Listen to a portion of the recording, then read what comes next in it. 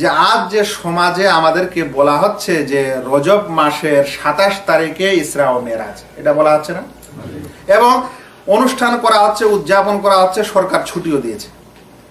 এটা একটা উম্মতকে গুমরাহ করার একটা বড় তারিখ, সহি পথ থেকে ফিরানোর একটা কি করা হয়েছে, একটা বড় প্রতারণামূলক তারিখ নির্ধারণ করা হয়েছে। আমি নিজের পক্ষ থেকে বলতে চাচ্ছি না, এটি হচ্ছে বুখারী শরীফের সবচেয়ে শ্রেষ্ঠ ভাষ্যকার। এটা কি বুখারী শরীফের সবচেয়ে উত্তম, বুখারী শরীফের সবচেয়ে উত্তম শারাহ, উত্তম ভাষ্যকার হচ্ছে ফাতহুল বারী। এই ফাতহুল বারীর লেখক ইবনে হাজার আসকালানী।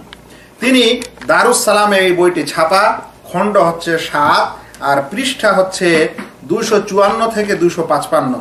সেখানে তিনি ইসরা ও মেরাজ কবে ঘটেছিল এ সম্পর্কে কিছু আলোচনা করছেন। শুনেন, আমি সংক্ষিপ্ত আকারে বলি, হাওয়ালা দিলাম, কারো সন্দেহ থাকলে খুঁজে নিতে পারেন। তিনি বলছেন, ওয়াকাদ ইখতালাফা ফি ওয়াক্তিল মেরাজ, মেরাজ কখন হয়েছিল, মানে আমি এই কারণে বলছি যে আমাদেরকে 27 তারিখে মেরাজ ধরে নিয়ে উদযাপন করা হচ্ছে, কোনো এদিক ওদিক করা হচ্ছে না। কিন্তু ওলামায়ে কেরাম কি তথ্য দিয়েছেন এই তারিখ সম্পর্কে একটু শুনেন। ওলামায়ে কেরাম ওইটা কোন তারিখে ছিল এ সম্পর্কে আলোচনা করছেন না, এটা কোন মাসে ছিল, কোন বছরে ছিল, ওই নিয়ে তাদের মতভেদ আছে। কথাটা বুঝছেন তো? তারিখটা তো দূরের কথা, বরং কোন বছর আর কোন মাসে হয়েছিল ওইটা নিয়ে মতভেদ, আর এরা তারিখ নির্ধারণ করে বসে আছে। সেই জন্য বলছিলাম এটা বড় প্রতারণা। বলছেন যে কখন হয়েছে এই বিষয়ে ইখতিলাফ আছে। ফাকিলা কানা কাবলাল মাবাস, বলছেন কিছু লোক মনে করেন যে তার নবী হওয়ার পূর্বে ইসরা ও মেরাজ হয়েছে। অতঃপর বলছেন ওয়া হওয়া 7 জন, এই মতটা নগণ্য মত, এটা নেওয়া যাবে না। তারপরে বলছেন ওয়া যাহাবাল আকসার ইলা আন্নাহু কানা বাদাল মাবাস, অধিকাংশ লোক, অধিকাংশ ওলামা এটা মত দিয়েছেন যে এই ঘটনাটি বিআসাতের পর, মানে নবী হওয়ার পর এই ঘটনাটি ঘটেছে।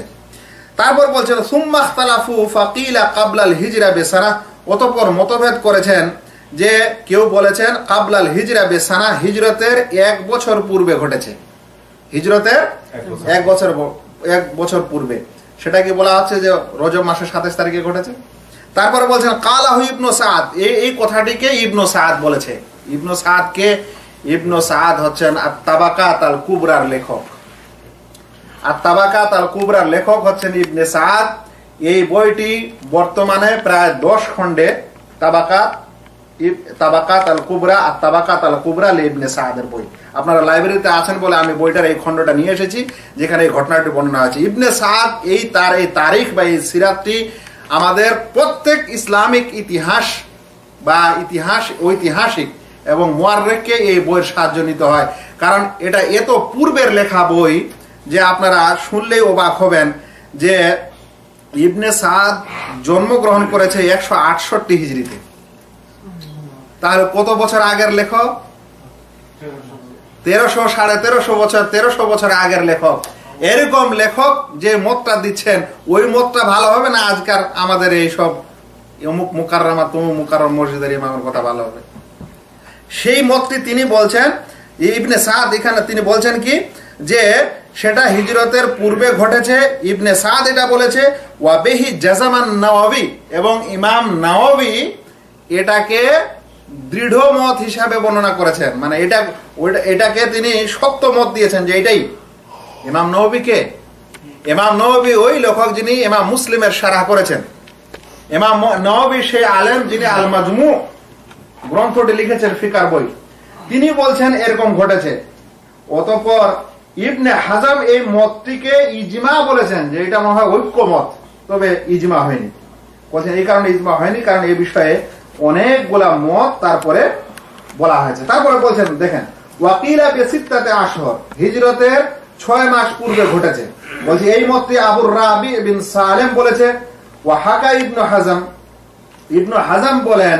তারপরে বলছেন কানা ফি রজব সানাতা ইসনাতাই আশারা মিনান নবুওয়া, রজব মাসের 12তম সনে এটা ঘটেছে। রজব মাসটা পাওয়া গেল ইনার একটা মতে, কিন্তু তারিখটা কি পাওয়া গেল তবুও? তারপরে শুনেন ওয়াকিলা বি আহাদা আশারা শাহরান জাযামা বিহি ইব্রাহিম আল হারবি, ইব্রাহিম হারবি তিনি তার পুক্ত মত হিসাবে বলেছেন যে 11 মাস পূর্বে হিজরতের এটা ঘটেছে।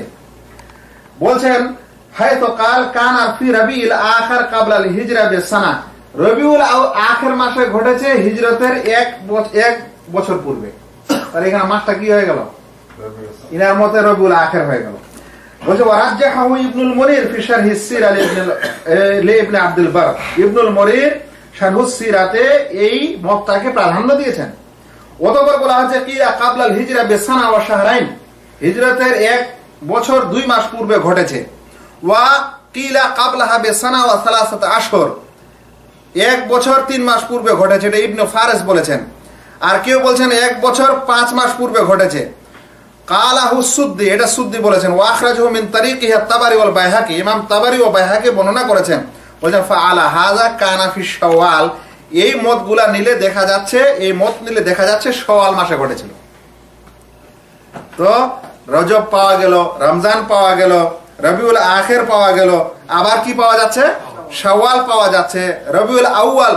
ওয়া বিহি জাযামাল ওয়াকিদি, ওয়াকিদি সবচেয়ে বড় ইসলামিক ঐতিহাসিক, প্রাচীন ঐতিহাসিক মনে করা হয়, সেই ওয়াকিদি বলছে রবিউল আউয়ালে হয়েছে। তাহলে এতগুলা মত এখানে দেখা যাচ্ছে যে কোন মাসে ঘটেছে এবং কোন বছরে ঘটেছে।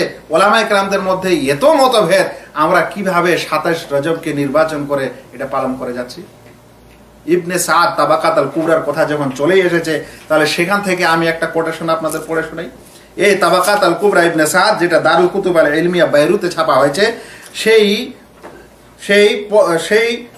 ছাপার প্রথম খণ্ড 166 নম্বর পৃষ্ঠায় লেখা হচ্ছে ফালাম্মা কানা লাইলাতাস সাবতি লিসাবি আশারা খালাত মিন শাহরে রমাদান ক্বাবলা আল হিজরা বি 18 শাহরান, বলছে যখন শনিবারের রাত হলো আর 17ই রমাদান হলো হিজরতের পূর্বে, ওই সময় এই ঘটনা ঘটেছে। তাহলে ইনি কি বলছেন? রমজান মাসে।